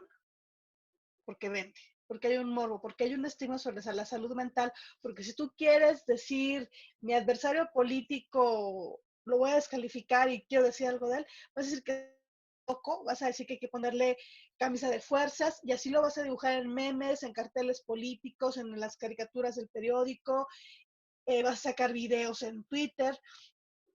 El estigma sobre locura sigue permanente y es el que facilitó que encontraran qué decir para descalificar a estas víctimas y violar sus derechos humanos, donde además está muy olvidado la misma Constitución que prohíbe la discriminación y las obligaciones internacionales que tiene México, que están contenidas en la Convención sobre los Derechos de las Personas con Discapacidad, que muy claramente dice que esta madre con discapacidad psicosocial no estaba actuando en estricta negligencia como la juzgaríamos en una noción capacitístico-arrista, sino que lo que requería y le faltaron fueron los apoyos para conducir su familia de una manera segura, afectuosa y sobre todo ejercer la maternidad de una manera eficiente dentro de su núcleo, no eficiente al de las demás personas que no comparten las condiciones que ella tiene. Entonces, insisto, esto no pasa porque ella sea un caso aislado, ocurre porque todas las personas cuando escuchamos chistes sobre locos, cuando alguien dice, por ejemplo, voy a cerrar con esto un ejemplo, cuando tú ves el cajón de estacionamiento reservado para personas con discapacidad, lo primero que dicen, salió caminando, es un discapacitado mental porque no tiene discapacidad física y no debe ocupar ese espacio. Entonces, es muy curioso cómo hasta para defender los espacios de estacionamiento se hace uso de la discapacidad psicosocial y la condición mental de la persona para descalificar. Esto tenemos que decir que no va a bastar con aunque parezcan una pena fuerte para los violentadores de Fátima, sino que tenemos que revisar nuestros estigmas. Y cuando estamos hablando y cuestionando cuerdamente y hablando de locura como estigma, estamos abonando a un espacio donde lo que le va a pasar, lo que ya le pasó a Magdalena Antón, le va a pasar a otra madre loca, a otra persona con discapacidad social, a otra mujer loca, porque insisto, no es lo mismo ser loca que loco. No me lo voy a colocar aquí. El papá de Fátima tiene condiciones afines a las que tiene su esposo, su pareja, la mamá, la señora Antón, y a él nunca se le cuestionó, no sabemos su diagnóstico, él no fue traído a medios a crítica porque él, insisto, él no era un padre, él no se esperaba gran cosa. Por eso decía hace rato que no es lo mismo ser loca que loco, porque hay un patriarcado de diferencia en el que se normaliza que te juzgan por ser loca y además en el que se normalice que se piense que la madre tiene que tener ciertos estándares más allá de lo que normalmente esperaríamos de cualquier otra persona en el cumplimiento de sus obligaciones. Muchas gracias. Gracias, Ceci. Y bueno, pues siguiendo en este orden de ideas de precisamente de la cuestión mediática, bueno, este caso de Fátima, bueno, es un ejemplo trágico, al igual que fue lo de Ingrid Escamilla y muchos otros, que también eso hay que dejar claro en esta mesa. Nos estamos enfocando a estos por cuestiones de tiempo, pero habría muchísima tela de dónde cortar. De Campo Algodonero, Ciudad Juárez, etcétera, o sea, muchísimos. Y son muchísimas las mujeres y niñas que han sido violentadas y tristemente asesinadas en este país. Y precisamente con esto me quiero ir hacia esta iniciativa del senador Salomón Jara Cruz, nuevamente una disculpa pública por haber confundido su autoría, y dentro de la exposición de motivos que da de esta iniciativa, que es hay varias reformas en cuanto al uso del lenguaje y dentro de las diferentes expresiones artísticas. Y en su exposición de motivos dice claramente que de acuerdo al INEGI, 66 de cada 100 mujeres de 15 años o más, yo me iría hasta más abajo de 15 años, han enfrentado algún tipo de violencia por lo menos alguna vez en su vida. Y esto es trágico. Y bueno, para empezar con este tema, le cedo la palabra a mi querida Ros. Ya está. Ay, no, espérame, creo que no, todavía. Sí, ahora sí. Muchas gracias. Bueno, agradezco. Mira, realmente te voy a decir, yo leí me impresiona la exposición de motivos, porque hasta que no ves los números y la gente que nos está escuchando, ojalá escuche el tema de que se considera que a partir de 2018 diariamente han muerto 10 mujeres. Eso quiere decir que en nuestro entorno estamos en peligro todas. No, ninguna mujer está segura por distintos motivos. Esté casada, tenga una rencilla con una relación amorosa, lo que sea, estamos en peligro. Y espero que la audiencia lo tome en consideración. Ahora, hay que decir que para el tema que estamos pretendiendo abordar, que es el de la música, reggaetón, y en particular del individuo que subía canciones a plataformas que tienen toda la instigación y el ánimo de enardecer los delitos en contra de la mujer. Para el tema autoral, todo tipo de obras como ese tipo de letras y música que van en contra de la moral, ya la Ley Federal del Derecho de Autor decía que no se pueden registrar. Lamentablemente, no tiene facultades para ir más allá, y como lo plasma ir más allá el INDAUTOR, que es la autoridad competente para el registro de las obras. Pero como lo plasma esta iniciativa, quien tiene la facultad, que antes se manejaba como censura, y seamos sinceros, como lo decía al inicio de nuestra plática esta Miroslava, hace unos años, de 2006 para acá, no quiero mencionar partidos ni nada, a partir de ese gobierno se dejó de ejercer la censura porque se pretendía reconocer el derecho de libertad de expresión. Pero aquí tenemos un problema en el que tenemos que ponderar qué es lo que debe primar. La libertad de expresión contra la seguridad social de las mujeres, la preservación del bienestar del grupo femenino o de la población femenina, y además el bienestar social, porque además esta música, que bueno, como decía Quetzali y decía Victoria, no sabemos si es música. Para mi gusto, por mi edad, van a decir que no considero música ese ruido, y ese retaíla de letra discordante para el oído, porque soy una mujer que no está acostumbrada, no soy de la generación, y habría que ver las jóvenes, hombres, varones, que les encanta bailarlo, ¿no? Pero hay un límite. Yo creo que el límite está en cuando se está enardeciendo el desprecio a un género, el maltrato y la instigación a que los jóvenes o la gente que escucha esta música lo vea naturalmente. Creo que ahí sí Gobernación ya se ha visto muy lenta. Esta iniciativa es positiva, sana. Creo que tiene algunos detallitos en cuanto al lenguaje que habría que ajustar, pero creo que sí es muy buena porque los brazos ya los tenía Gobernación, nada más que se quedaron dormidos. Entonces habría que ver que sí se lleve a cabo y se modifique esta iniciativa. Gracias. Muchas gracias, perdón, creo que en tu gracias hice un cierto perdón, Ros. Lau, por favor. Sí, Miros, gracias. Mira, siguiendo con el tema como lo abordó nuestra querida colega Rosalba, tenemos aquí una ponderación de derechos. Por un lado tenemos el derecho a la libertad de expresión, en este caso de este reggaetonero, que él podría decir, bueno, estoy simplemente expresando lo que siento a través, en este caso, de una pseudo canción, para mi juicio. Y por otro lado tenemos también lo que sería el derecho de autor, que como tal pues es un derecho humano.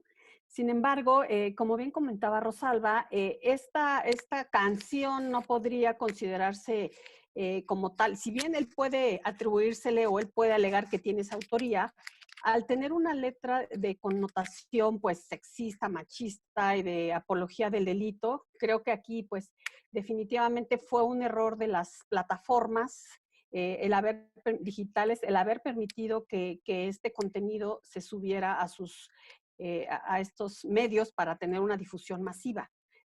Lamentablemente, los procedimientos que se siguen para que todo tipo de las que se puedan considerar o se llamen canciones puedan subirse a estas plataformas, pues no tiene como que todos los filtros y todos los controles para poder detectar cuando está conteniendo pues lenguaje del que justamente estamos hablando. Y yo me puse a investigar un poco y de todas las plataformas que están operando a nivel mundial, que en este caso pues estamos hablando en particular de la de Spotify, donde fue bajado este contenido, y de algunas otras que SoundCloud y otras que le siguieron, tienen unos filtros, a mi juicio, bastante endebles para poder determinar tanto el contenido como la titularidad de los derechos de propiedad intelectual de este tipo de obras. Lamentablemente estamos ante una situación donde se llega a ponderar el derecho de autor y el derecho a la libertad de expresión. Y creo que es un tema donde las autoridades tienen que trabajar más, porque esta iniciativa del funcionario Jara creo que es buena, sin embargo, creo que aún le falta, porque hay que ver cómo se vaya a llevar a cabo la implementación. El uso del término lenguaje machista se me hace que es muy amplio y tal vez habría que acotarlo, poner un poco más, pues especificar a qué se refiere, porque esto de machista puede tener un universo de connotaciones. Entonces creo que todavía hace falta trabajar, aunque es un buen inicio. Adelante, Luis. Muchas gracias, Lau. Y sí, es como también Rosalba lo decía, que habría que revisar ciertos detalles, precisamente el del lenguaje machista es demasiado abierto, y tocaste también un punto muy importante, la implementación de estas iniciativas. Pero bueno, le doy la palabra a Ale, por favor.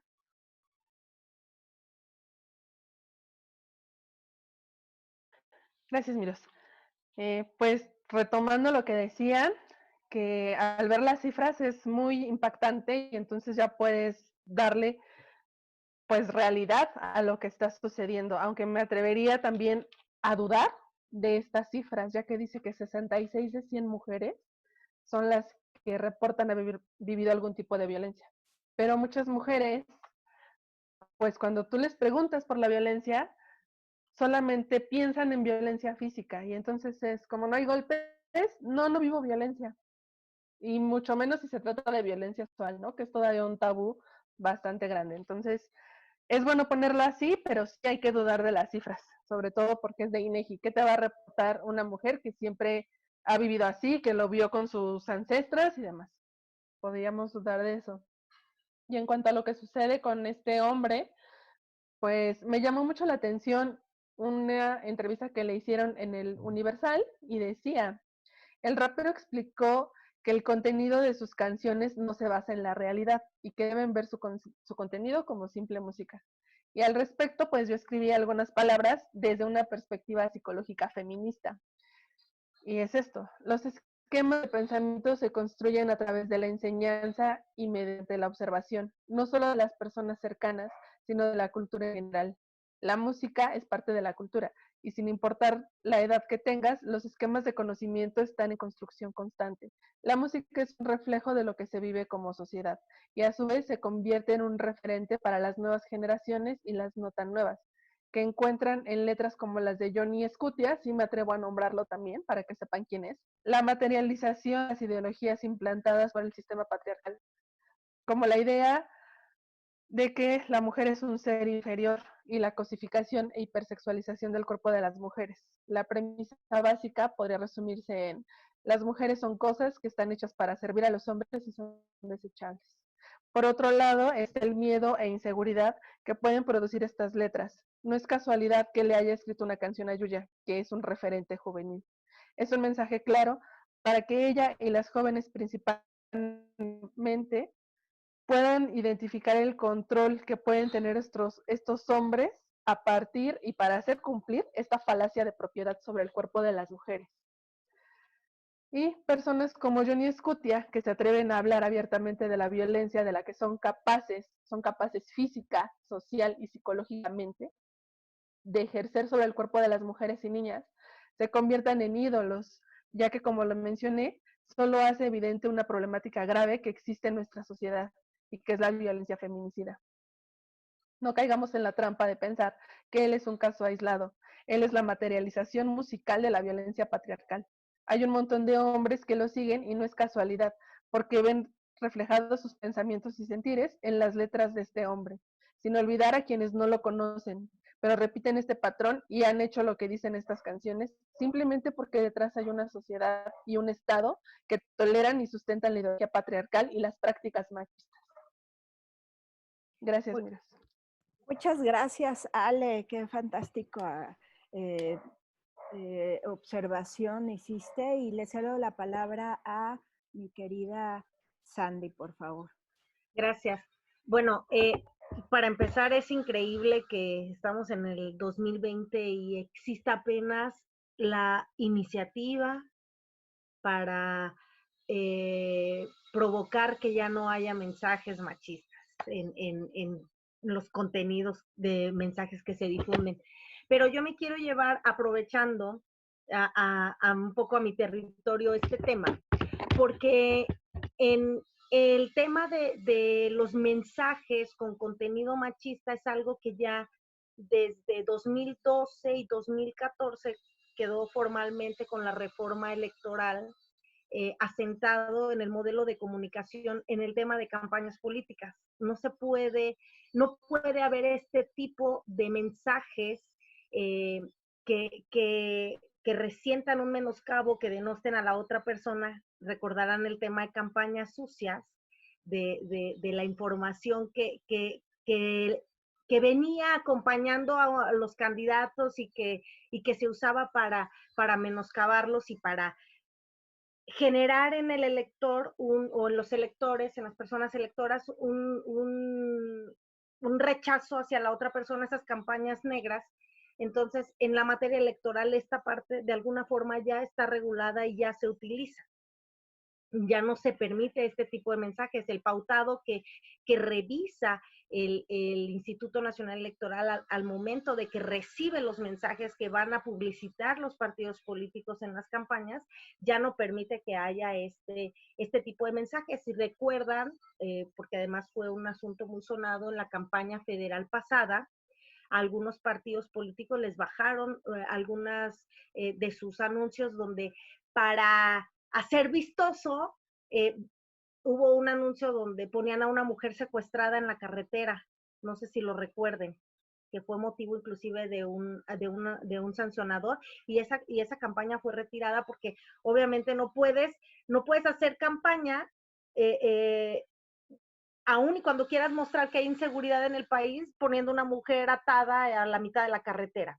Entonces, esto que prevé esta iniciativa en la materia electoral ya de alguna forma tiene algunos años siguiéndose, porque además, bien lo decían en el tema de ponderación de los derechos, la libertad de expresión desde mi perspectiva sí hay un límite, y el límite es que no puede menoscabar la integridad de las demás personas. Y en el caso particular, no sé si voy a tener oportunidad de otra participación, dejo lo que pasó en la Ciudad de México con el tema de Coyoacán, con la campaña pasada, donde una de las candidatas fue altamente lastimada en redes sociales, públicamente, por su condición de haber sido actriz, cómo fue lastimada en su campaña. Entonces, esto que prevé la iniciativa que nos presentas a análisis, ya en materia electoral es algo que ya se sanciona inclusive. Gracias. Muchas gracias, Sandy. Y si te parece, si cierras con ese tema para que en el siguiente bloque abordemos más de lleno la parte del rapero, pero es sumamente interesante lo que lo que nos comentas y pones sobre la mesa. De ahí mi preocupación de que sí pudieras estar aquí, porque ya hay ciertas cosas de las que también nos podemos apoyar los diferentes colectivos también para seguir exigiendo que sí se hagan válidas por lo menos los ordenamientos que ya están. Adelante, Vicky. Muchas gracias. Sin duda alguna, me parece necesario abordar la dimensión que tiene la música también en los procesos fisiológicos y psicológicos en los seres humanos, ¿no? Comentaba Ale hace un momento, ¿no? Dentro de la entrevista que se le hace a este sujeto, dice, bueno, pues es que es solo música, ¿no? Y muchas personas, y también lo comparto hacia nuestra audiencia, podemos pensar eso también, ¿no? Es que es solo música y bueno, pues se está expresando, es un hombre enfermo y bueno, de ahí el resultado, ¿no? Sin embargo, vamos a tratar este tema con mucho cuidado y vamos a saber, por supuesto, me gusta aportar esta perspectiva psicológica y fisiológica de los efectos que tiene la música en el cerebro, no solo en nuestra colectividad, sino a nivel fisiológico y lo que sucede a partir de que escuchamos una canción. ¿Qué pasa, no?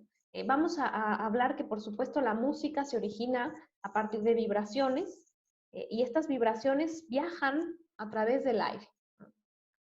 Por supuesto, hacia nuestros oídos, en donde estas vibraciones se amplifican y se convierten en impulsos eléctricos, ¿no? Entonces, hablamos que estos impulsos eléctricos, por supuesto, ¿no?, van al cerebro de inmediato, ¿no?, se originan en el cerebro también, y entonces viene todo un proceso también que el doctor en psicología clínica, Albert Ellis, nos podría explicar muy bien, ¿no? A partir de un pensamiento se genera una emoción y a partir de esta emoción se genera una conducta. Entonces, me parece que esta iniciativa, por supuesto, mirando lo social, mirando las cifras, mirando toda la decadencia y realidad atroz que hoy tenemos, también tiene que basarse en las repercusiones que tiene la música cerebralmente en la conducta humana. Creo que no podemos dejarla de lado, ya que esto también, bueno, libera ciertas hormonas donde crean un apego importante para poder actuar y decidir. Entonces, ¿qué sucede cuando un adolescente de tanta edad encuentra este contenido? Que bueno, el contenido está en YouTube, ¿no? Lo escucha y sin ningún problema. Entonces, además de esta complacencia y normalización que ya se ha hablado, ¿qué sucede en su proceso psicológico y fisiológico? Y que después el sector en salud mental, como nosotras, por supuesto, tenemos que abordar, ¿no? Y tenemos que partir desde ahí, ¿no?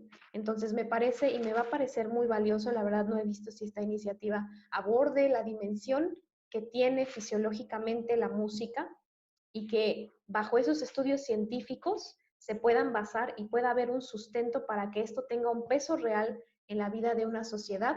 Estamos llenos y llenas de contenidos altamente patológicos e irracionales, que hacen que esto pues se normalice, se reproduzca y bueno, continuemos enseñando esto a las generaciones y luego por eso acá en psicología tenemos mucha chamba, ¿no? Bueno, muchas gracias, Miros.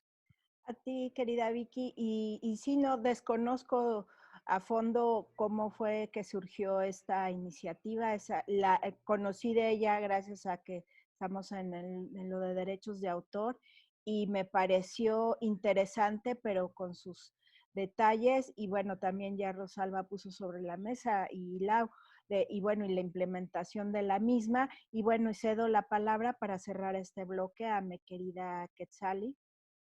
Muchas gracias, Miros. Pues, híjole, yo lo que voy a decir es que celebro mucho la intención de poner sobre la mesa legislativa el tema de los mensajes que son violentos hacia la mujer dentro de las manifestaciones de expresión, ¿no? Que digo, sin calificar o sin entrar a un análisis de si tiene o no un valor artístico, que así se les puede clasificar. Sin embargo, me parece una distracción y desde cierto punto de vista un poco un despropósito, ¿Por qué? Creo que Rosalba ya tocó un punto importante, que es la ley tiene su propio límite en cuanto al tema del registro.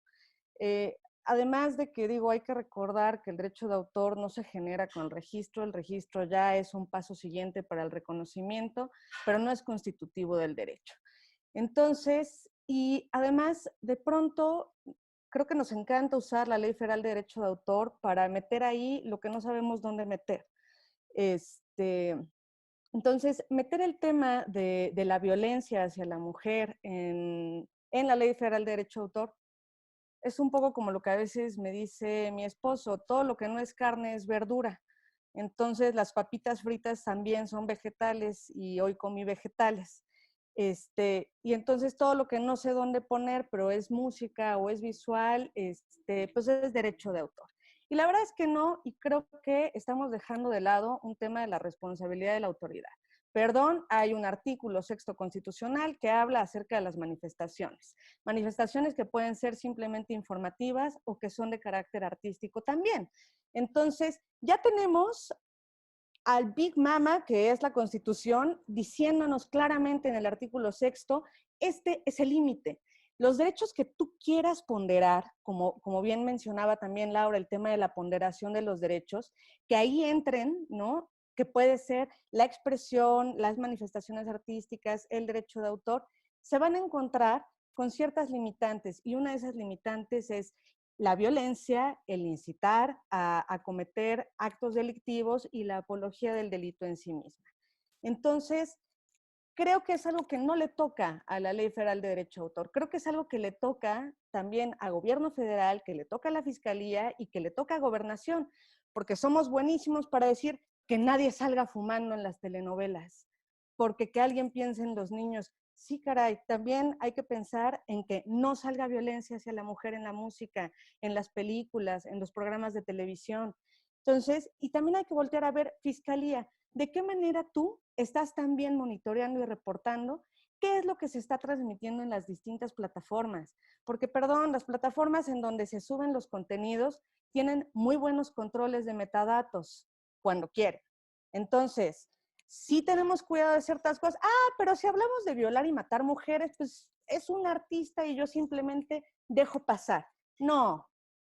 Si yo le finco una responsabilidad al medio porque está siendo cómplice al dejar que ese tipo de letras y ese tipo de incitación al delito esté pública, entonces en ese momento les aseguro que cualquiera de los titulares de estas plataformas va a decir: ¿sabes qué? No me voy a meter en problemas y voy a dejar de meter esta basura en mi plataforma.